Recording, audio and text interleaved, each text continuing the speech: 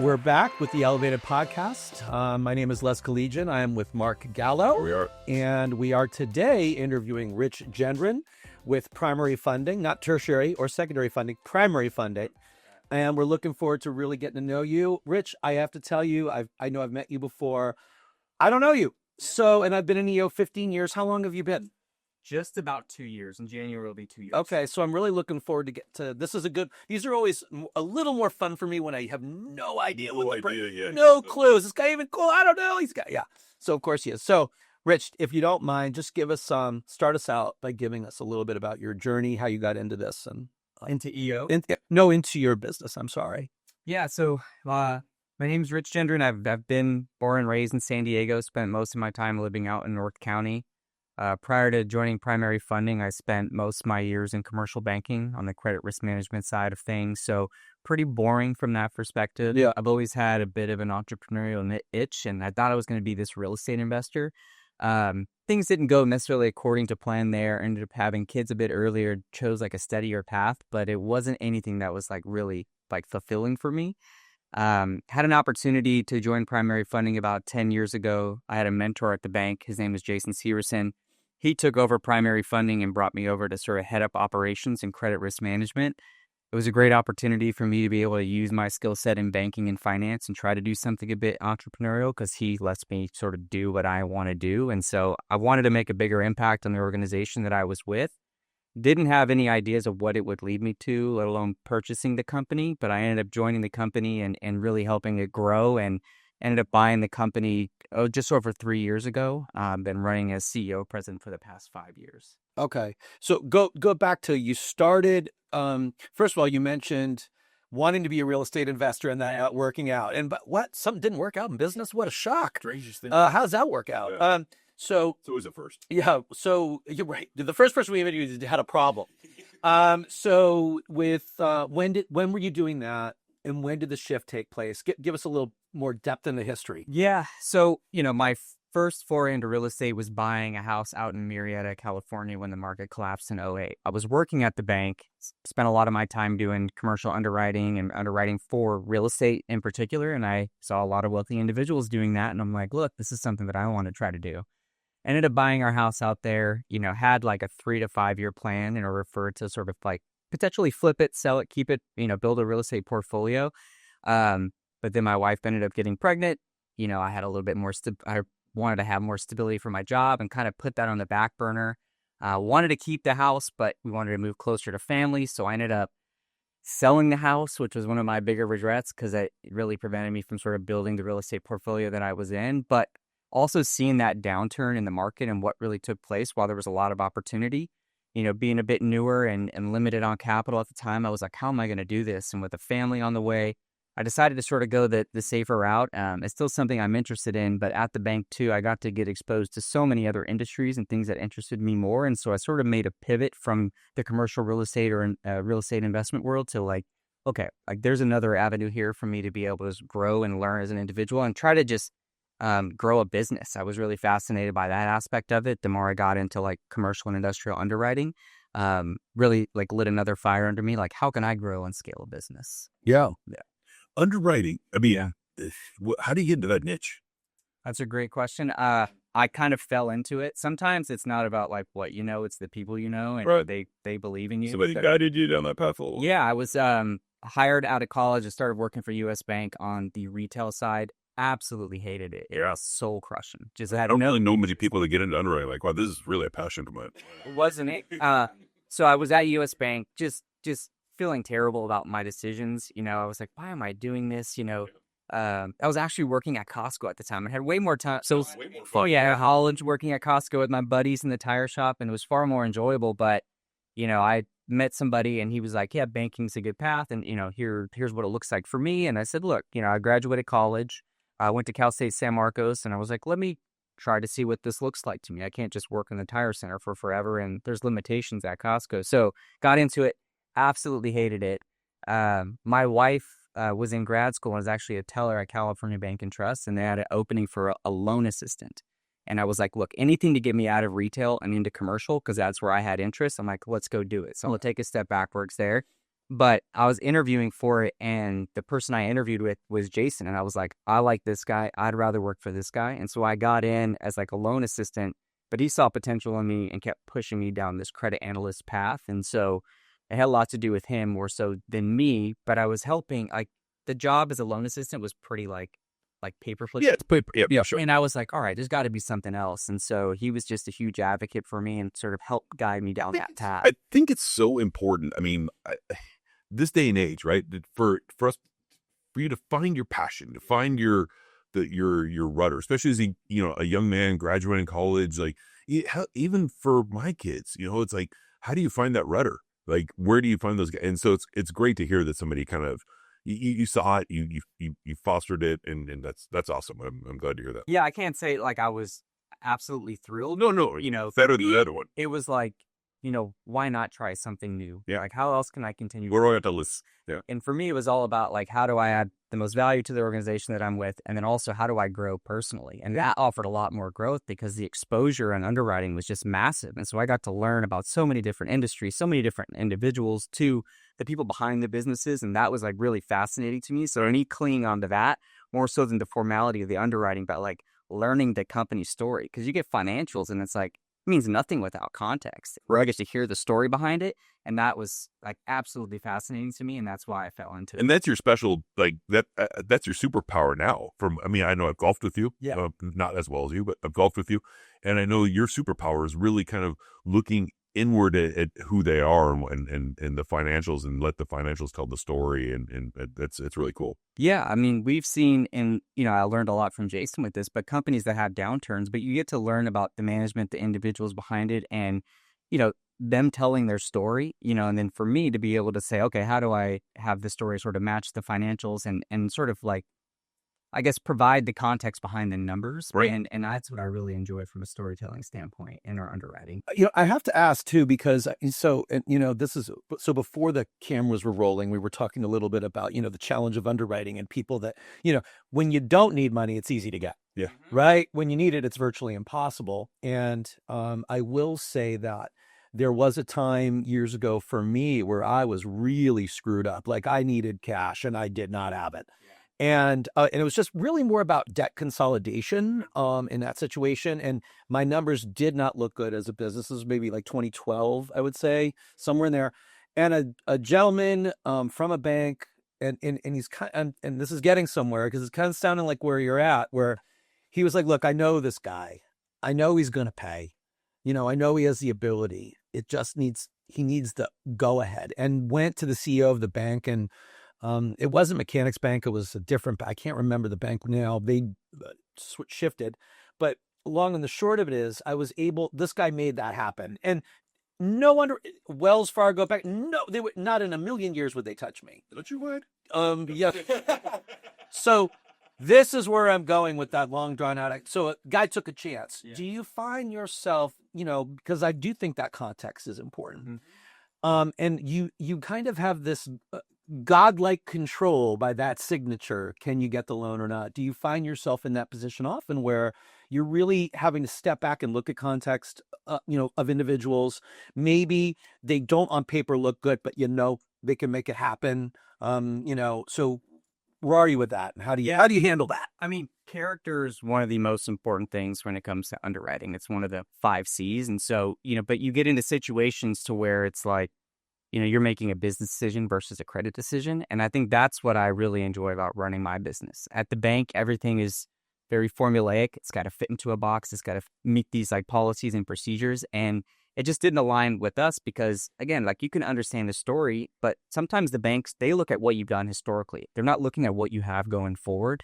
And that's for me. It's like, do I believe this person and their story, their ability to be able to execute on what they want to do, understand that a downturn is going to happen? And, are they committed to the business and seeing it through?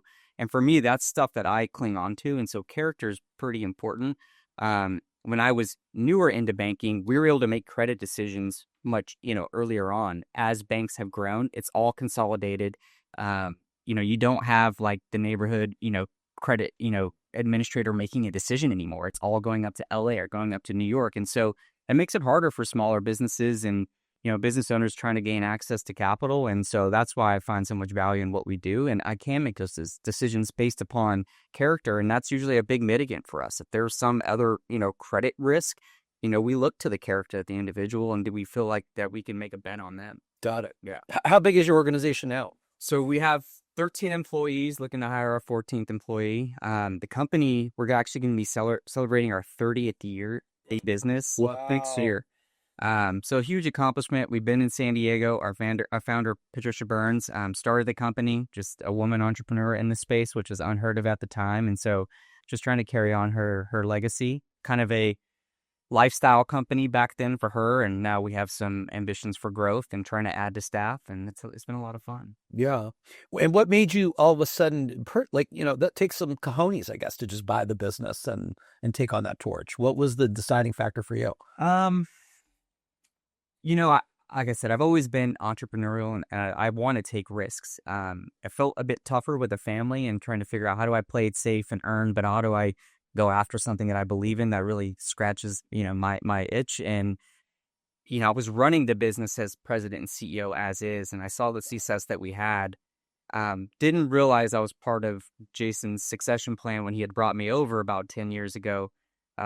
But through that process and being able to see the impact that I could have on the company, it made it a bit more easy.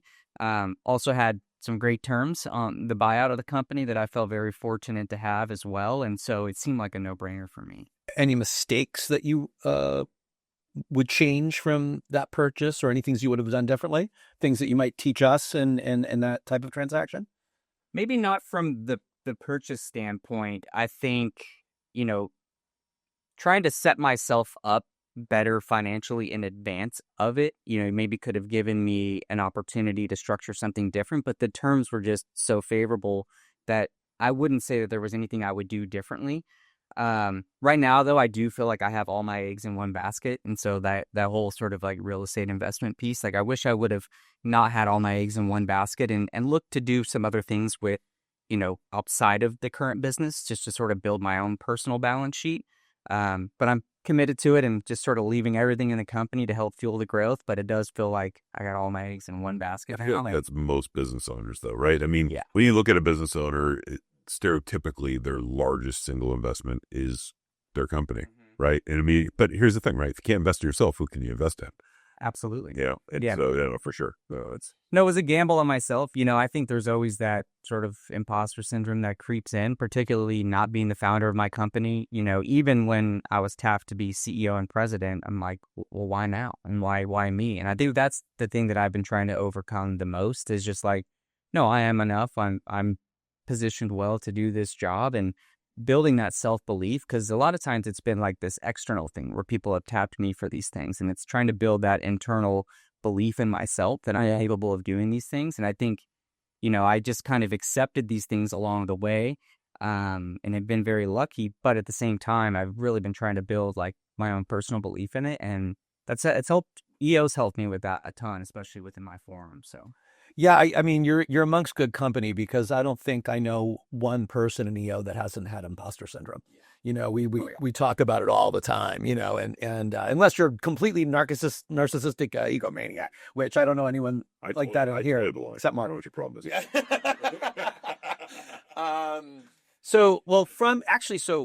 From this, and speaking of imposter syndrome, and now being the CEO, and I still want to. I'm trying to figure out how to get myself a loan. So that's a whole other thing. He's applying for a job. Yeah. What is the most important thing you've really learned about yourself through all of this? You've come a long way, kid. And so what have you learned in that process about yourself? I don't have to be perfect. I really struggle with perfectionism, and sometimes that'll like hesitate from getting started or doing things. And then with the perfectionism has the sort of fear of judgment, and then the comparison game. And it's a deadly trap. And so for me, sort of getting out of my own way and being okay, trying things and failing and not waiting for things to be perfect. I think that for me has been, one of the biggest growth areas that I've had. In the past, I would procrastinate because I was trying to be perfect and trying to make sure I had everything situated. And I've realized like, it's never going to be perfect. And you don't have to worry about the fear of judgment. They're going to judge you anyways. And again, that's that external validation piece that you tend to look for. It's got to come from inside, and not being afraid to take chances and fail and pivot. I think that's been the biggest thing for me. Good enough is good enough. Yeah. Yeah. I think like another thing that kind of comes with age is that not giving a shit, Matt. Because when you're younger, you kind of feel like you always have to impress someone and try to keep going, and so the more you learn about yourself, you're learning that, hey man, I'm just doing the best I can, and that's all that matters, and no one really gives a shit at the end of the day, They don't. I mean, not as much as you think they should. Right. That's well said. Yeah, and so I think that's a realization that I've come to terms with over the last handful of years. I've been fortunate enough to work with a really good business coach, and he helps on the business, but he helps more so for me as a leader and how I'm growing and how do I show up for my team. And if I'm showing up trying to be perfect and procrastinating and feel like I have to have everything figured out before I get started, like what message is that sending to my team? Yeah. And so I'm really mindful of that, particularly when I'm there and I have an initiative and admitting when things don't go right or if things go, whatever it may be, just owning it, and it's okay. And that empowers the team to take chances and to do things and help elevate us, because I can't do it all on my own. And that's sometimes, as an owner of a business, you kind of feel like you have to have it all figured out and you got to know what to do, and you kind of bear the burden of it all. But it's really allowed me to sort of delegate things off, give people opportunities, let them know it's okay to fail in certain situations, but not wait to get started. Well, with that all said, and you just mentioned a business coach, which I'll say that I remember always say I can be a business coach, and I own an agency. Like, how could you coach me? You don't own an agency, and you don't understand that when you're younger, that it's much more than that. Yeah. And so the question I have is, what would be the most valuable lesson you've learned from someone else? Whether it could be your mother, your coach, doesn't matter. But what would you say one of the most valuable lessons you've learned? I mean, That's a tough one. Yeah. And it could be more than one, right? I mean, the most valuable lesson, for me is, transparency, and then, not being afraid of having the hard conversation. Oftentimes we'll have this story in our head about a certain situation, certain event, and we're afraid to check in on it. And so you start to believe that story that you have in your head, and it becomes truth with a capital T before you check in. And I don't know about you guys, but for me, I can have these insane conversations in my head about hard conversation I'm going to have with an employee or somebody else. And then you have that conversation, you're like, what was wrong with me? What the hell was I thinking? It goes so much better. So not being afraid to have that challenging conversation, and then just to be, transparent. Yeah, that's really cool. What currently is the most important relationship in your life today? My relationship with my kids. Yeah. I think. How many do you have? I have 2 boys. Okay. They're 10 and 8. Really making it a conscious effort just to be involved as I can in their lives. My dad worked his tail off for my sister and I, and he always has these regrets about like, oh, I wish I was more present for you guys. Wish I was more available to, for you guys. And to me, he was a great example. He showed up, he worked hard, he did everything he could to provide for us, and was a great example to me. But it's interesting to hear about his regrets, and I'm trying to learn from that and not have those types of regrets. And so being active in basketball, karate, just being there for them. And as much as you want to be their friend, you also have to be, an example for them, but trying to build that trust so that they feel confident talking to me, and then that we have a ton of shared experiences. It's no matter how good of a father you have or don't have, right? Which I didn't. So, and now I'm trying to be, you still have regrets. And I'm saying the general you, right? So I can think of things I've done with my son, Jacob, that, man, I'll cringe, I'm like, God damn it. I hope he doesn't remember that, and so what are yours? I mean, I can come across as being overly critical, and that's the thing that I worry about. I'm trying to be mindful of the things I tell them, because they start to build that story in their head about who they are based upon how I communicate with them. And so trying to be more empathetic and understanding, I think, is important, as much as I, it's hard. It's so, and you just kind of want them, trying to let them do things and figure things out on their own by being there from a support standpoint, as opposed to just trying to tell them what to do. It's definitely well-intentioned, but my wife's constantly like, hey, you gotta let them figure this stuff out on their own. And so not being overly critical, even though I'm not meaning to, it definitely comes across that way. Yeah, there's a lot of young parents or parents of young kids watching this, or they're going to, they'll want to understand that because we're all in that boat. I mean, I think, and again, I always say this, right?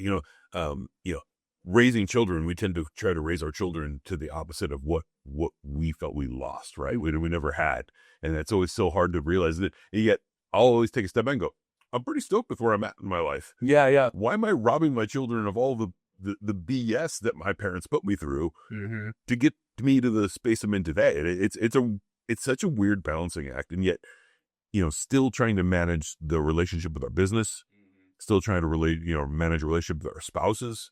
It's a lot of management. Well, I think too, like we were talking about this on another podcast where we were talking about, parents as you get older, you start to really wonder their decisions, right? Like you're young, you're like, oh, okay. This is what you're doing, and then you're like, then you're 40, like, why'd they do that? Then you're 50, you're like, God damn, that was dumb. Like, what the hell were they thinking? It's such an interesting thing as you get older, because you look at your parents as these people who think they have it all figured out. Right. As you get older, you're like, oh, they're just people, just trying to figure it out along the way, and you start to realize that, and it's definitely a big shift. I literally remember a conversation with one of my stepsons, and we're driving, and he was being pretty indifferent on some stuff, and I remember I was driving, I was like, hey man, listen, I hate to break it to you, but I'm guessing right now too. And I'm guessing right now. And he goes, yeah. And I'm like, but the difference is I've got a bigger database to make my choices from. And I'm like, your database, very small. My database, right full of bad choices. And I know how they turned out. And I'm like, it's so again, it's like you come off as I know it all. But no, the reality is, dude, I'm guessing too. Yeah. I got 1,000 mistakes to choose from, dude. So yeah, that is one of the really wild and weird things as you get to do this. And my son's 22 now, and it's such a different, but then in any time I make a mistake, I'm like, well, I'm better than my parents. It's like I'm always just trying to be like, it's okay, don't panic. But so okay, so. What do you think? I'd say, like, when's a time that you were doing this where you really had to make a compromise, maybe that you didn't want to do? In running the business? Yeah, running the business. I think that's important for people to understand that you do have to make compromises where you really just don't, God, I don't want to do this, but you did. Yeah, I mean, outside of just the time, that I have to commit to the business, and, there's travel involved, and there's being away from the family. And so it sort of conflicts with like my desire to want to be there with the family. I think that's always a balance that any business owner is going to have to go with. But, I think, trying to find the right capital solutions for our business, there's a lot of compromise that goes along with that. Like my business is providing capital, but I also have to make sure my company is capitalized in the right way. And so, I'm putting off potential growth opportunities at a higher cost of capital to like preserve, profitability in the business and having this slower growth trajectory. And for me, it's really hard because we've grown a lot and I want to continue to grow. And I remember going into this year and I set our projections at lower than we did last year. And I was worried, like, what's the message that I'm sending to my team? And it's more so about like how I grow strategically. And it sort of is not what I want to do now, but it's a compromise because I think bigger picture is going to set the company up for success and help build a good equity base that allow us to do that better EBITDA down the line versus trying to do it right away. And I think, I always, it's hard to like say, hey, we're not going to do as good as last year. And fortunately enough, we're going to do better than last year, but it's a weird compromise, and sort of being able to explain that to the team and trying to paint that bigger picture of what we're trying to accomplish. And it's not just going to be this hockey stick sort of growth trajectory and why you want to have it be slow and steady. Because I've had people approach us about, capital, and we could really blow the roofs off. But like, again, it's going to be at a higher cost. And, we portfolio every deal that we have. And do I want to be able to add to staff and, potentially create more challenges within the portfolio by having this sort of rapid growth versus just the slow, steady trajectory? I don't mean to be naive. I probably am. And Mark, this is something I'm sure you understand because you're a wealth guy. I'm the furthest thing from finance to my detriment. I could barely count. So what in the capitalization, how I would understand it would be unless you're a billionaire, you have to get money Yep. to fund the loans that you're doing. Okay. So that money costs. So if I'm 5 years old, what are the situations in that compromise? You're like, hey, I could get $100 million right now, but it's at 15%. Ain't going to happen. I don't want to do that. Right. Is that, dumb it down. Yeah. So There's got to be someone here that doesn't know. no, And not just sure, me. and this, I'm glad you said that. You have crayons. We need to use crayons. And I apologize. My wife tells me that. She's like, sometimes you're talking to me and I have no idea what you're talking about. Yeah. To me, it's layman's terms, but it's not. So right now we have a warehouse line with the bank. That's the cheapest source of capital that we can have. A warehouse line. What is that? So a warehouse line is just an open-ended. We have a line of credit supported by the assets within our business. Okay. Got it. So that has its own limitations from a structure standpoint. It provides the best pricing, but it does limit the ability for us to grow because it's governed by how much equity we have in the business. Equity is just your retained profit. Sure. Right. So, there's other lenders who are going to say, let's just say the bank's at 6%, right? Sure. They're coming in, they're going to say, hey, yeah, we'll give you X amount, remove the parameters, allow you to fuel and accelerate growth, but it's going to be at 14%. Right.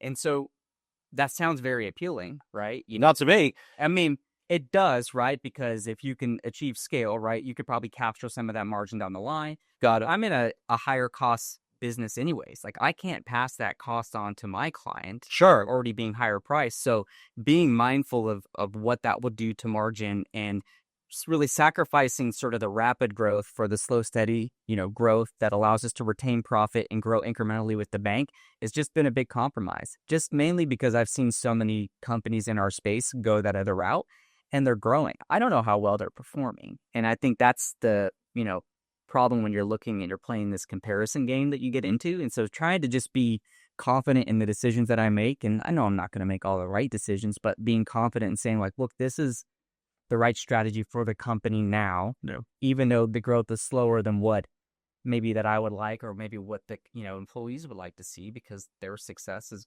our success is their success. Well, the slow growth, you mean in the sense that you're not, quote unquote, giving away enough money at enough of a percentage for the profit that you're looking for. That's what you would determine this growth. Because you have to scale. I mean, you have to be able to service that debt, everything else, which is going to, again, eat into your EBITDA on an already small margin. I literally live in the same space. And so it's like, do I want to take on a $10,000 account? No. Why?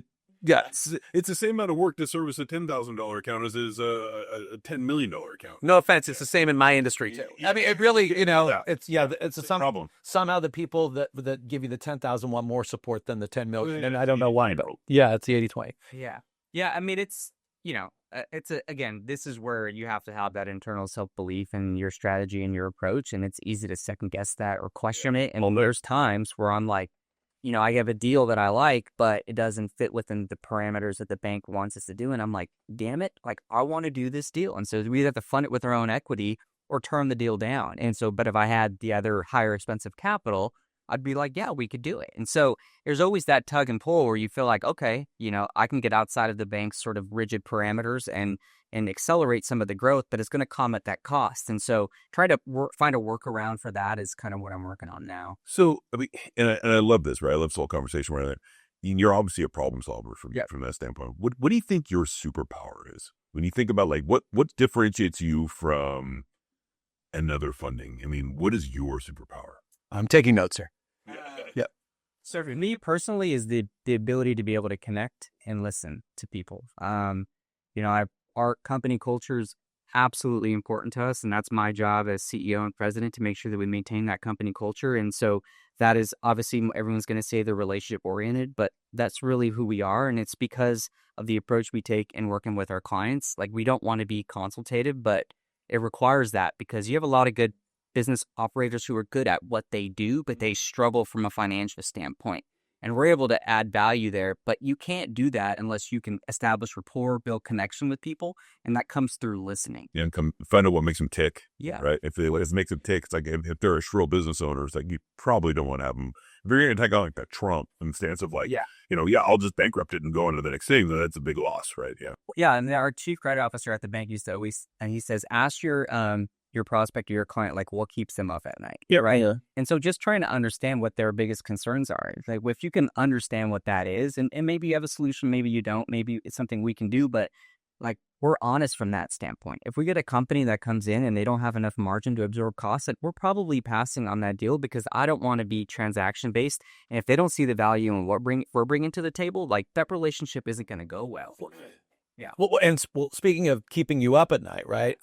My presumption, again, trying not to be naive here, my presumption would be that when the rates went from zero, basically like free money, government 3% all day, I'll take as much as you'll give me, to 15 or 12% or whatever it was, 10. Did things got tough for you? I would presume. Mm-hmm. Right. Okay. So how did you manage that? How did you stay on top of that? How did you deal with that? Yeah, it's kind of this thing of like, wanting to have your cake and eat it too. And so you could tell the writing was on the wall that we're going to see a rise in interest rates. And so our job was to not raise our clients' interest rates, but try to book new business at current market rates and hope that the blend sort of averages out over time. Because we've had clients that we booked in a lower interest rate environment, and our pricing is based upon a discount on an invoice. So it's pretty static. And it's hard to really scale a lot of those things, but there's ways to do it as things grew. I think the biggest issue was the amount of free government money that was going out, and I'm still seeing the impact of that. We get a bunch of financial applications in for funding, and you're just seeing massive EIDL levels. Tell me about it. Yeah. And you look at the business, and it's like they don't have the revenue.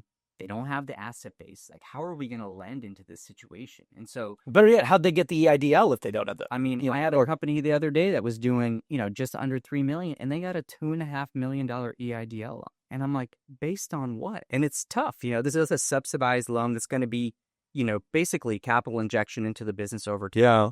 But I think that's the biggest challenge that I'm seeing and what keeps me up. It's like these companies are over levered. How am I going to come in and provide financing in an uncollateralized situation and really help them? Yeah. And that's something we used to be able to work with the SBA on, but now they're a bit more rigid and they aren't willing to give subordinations, meaning can they give us the accounts receivable or the inventory so that we can lend against that. Yeah. The interest rate thing, it was a hit to margin, but we're able to absorb that piece of it. The amount of debt on small businesses now is like the biggest issue for me. Is that really rising? It's rising, but I think now you're starting to see where payments were like put on hold for a period of time, and now the payments are starting. And so even though it's on a 25 to 30-year AM, like these companies don't have cash flow to support that or the asset base. I feel like ironically, my revenue's about the same, and I got offered a $2 million EIDL. I didn't take it because I was like, fuck that. Yeah. But I almost feel like the EIDL situation is like the mortgage crisis of '08, right? It's like all these loans are coming up, and you're like, oh man, I don't have the money to pay them. Like it was just great money to have, and yeah, I don't fault a lot of the business owners for taking it, but again, it's like one of those unintended consequences, right? Or maybe it was if you did it and bought a property and stuff. Bought a Lambo. Yeah, but we went through all those waves, the PPP loans, all of these different things, and obviously those were forgiven, and you don't see those on the balance sheet anymore. But yeah, I think that's a great sort of comparison, to the housing market, because so many companies are encumbered with debt that they just can't service, and again, don't have the assets for, and it makes it tough for us, because we want to provide working capital solutions to small business owners, but we don't have access to those assets. It's unfortunate, right? I mean, you have a company that's doing okay. They get a huge infusion of cash. The business owners sometimes are looking for that quick payday that they never had. They're grinding their business out, and now the pipers come to call, and it's like a company that was doing fine got government assistance, and now it's going to destroy the company. Right. And so it's just because of the debt servicing. Yeah. It's crazy to think that it's here to help. Nope, it's not, and which short-sighted a little. But again, that's where the squirrel comes into play with our ADHD, right? Yeah. It is, but it's like, if you don't fix the issue with the business up front, like pumping more money into it isn't going to help. Right. Though, and so if they're good at manufacturing whatever they manufacture, providing whatever service they want to do, but they lack internal controls from a finance standpoint, or like learning how to manage cash flow, giving them a bunch of cash up front isn't going to necessarily work. Yeah. And so I think that's for us at Primary Funding, like making sure that we understand the business and we get to learn about so many different industries, which I love because I'm always curious about these things. Trying to find a way, like how do we tailor a financing solution that fits this company or this particular business model that is going to add value to them versus just like, here's another Band-Aid. Here's your line of credit. Band-Aid. Yeah, here's your line of credit. How many It doesn't work, Yeah. Well, it literally has become what I feel is just patchwork all in. You are just plugging holes in the dam, and it is becoming a point where a new water leak is springing out, and you just can't keep up with it. And for me with COVID, it was okay in the beginning, but then the aftermath really hit me, and I think that. Like I actually was lucky enough to be in EO. I wasn't going to take any money because I really didn't need it. And my friends were like, take the money. Yeah.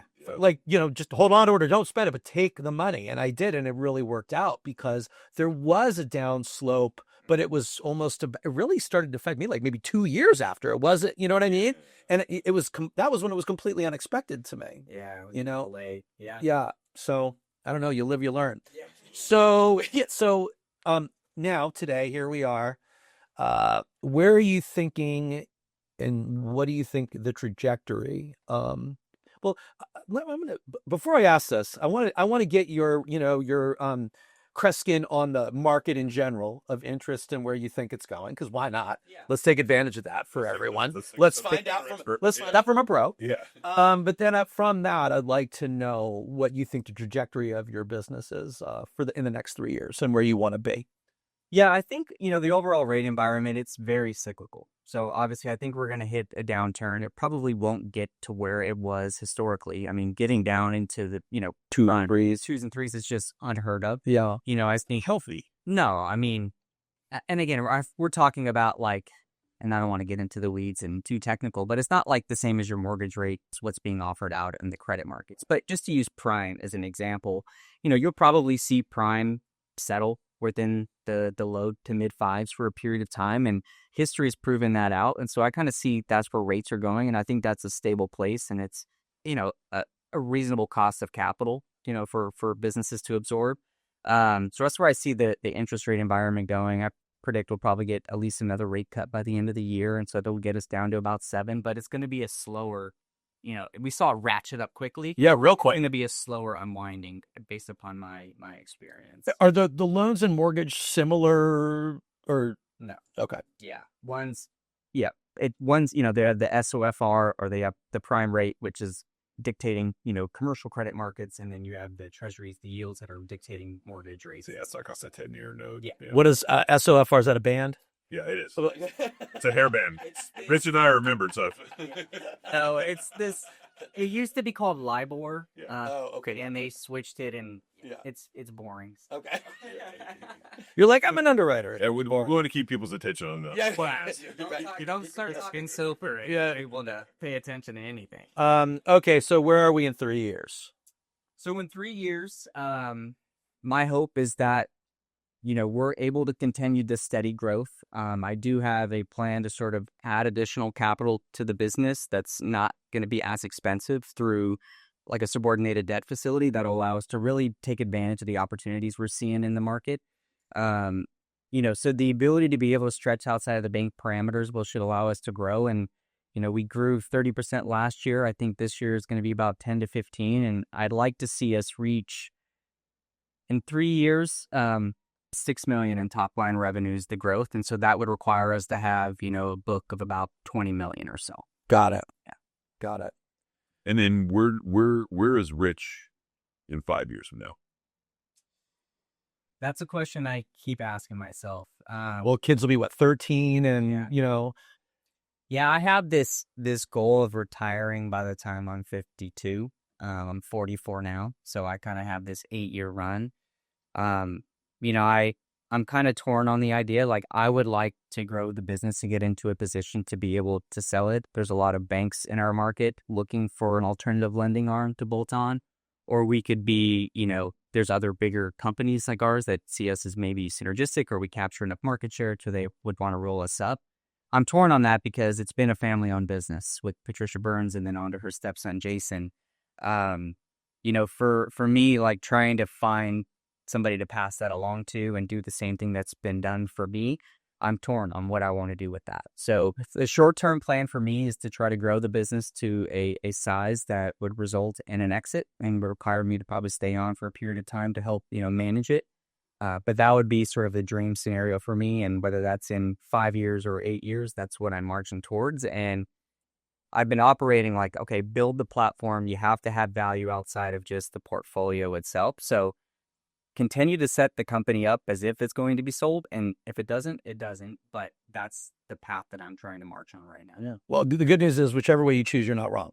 Yeah. Right. I think we all talk about retiring, and I've just found it that like, it's really not necessarily about retiring, but it's just working whenever you want. I hate the word retirement, right? Yeah. Because business owners, traditionally, what my experience has been is business owners are traditionally high capacity individuals. Yeah. High capacity individuals don't retire. Yeah. They, being financially independent, different conversation, Yes. right? And so financial independence is a space where I think we all want to get to, and it's like, I can do this or I can not do this kind of scenario. But yeah, high capacity individuals just don't go away. I went to British Virgin Islands and I sat on a beach with a Corona, just like the commercial. Yeah. And I was like, I'm not going to have a laptop. I lasted about 7 hours. I'm like, I got to go back to work. This is terrible. I was like, I can't. I was like, I couldn't do it. There's no schools in the world to keep you occupied. Yeah. I was like, what am I looking at here? It's water. I got to, I can make a business out of this. No, I think that's a good point because it's never enough. And, maybe that exit, it wouldn't be me just sort of retiring and go, it's like, what does the next phase of life look like for me? And that's what I'm trying to focus on while not trying to have the shiny object syndrome, because that's a lot of us have as business owners, where you're just like, oh, that's cool. Oh, that's cool. And you kind of bounce around. And, that to me is exciting because there is some unknowns there. And, Sure. I like that. I like trying to figure that stuff out. But at the end of the day too, like with the sale, it's like, I care about my employees, they're what drives the business, and I want to make sure they're taken care of. And so trying to think about that in a real thoughtful way where I'm taking care of people that have been taking care of me is really important. Yeah. So That's awesome. Well, we're going to wrap up, but before we do, Yeah. just give us one good personal thing about you so next time we're out, if I want to do something fun and you're around, what do you love to do? Where are your passions outside? Don't say golf. Out of work. Don't say golf. We saw your slice. yeah, outside of just being, I like to exercise a ton, and then exercise and golf are pretty much my half. So, He had to say it. He had to say it. See this golf game. Yeah. But yeah, those are my passions for now, and trying to just, like I said, be involved in my kids. I coach my kids' basketball team, just trying to be as active and involved in their life. But for me, if you talk about like exercise or fitness, or if you talk about golf, like that'll pique my interest. So Great. Right on. Awesome. Thank you very much, Rich. Yeah, thank you, Rich. It was really great to meet you more formally. Yeah. And get to know you a little better. bore you all with my finance talk. Only the sofa. So, I heard so far. I was like, Thank you, everyone. See you next time.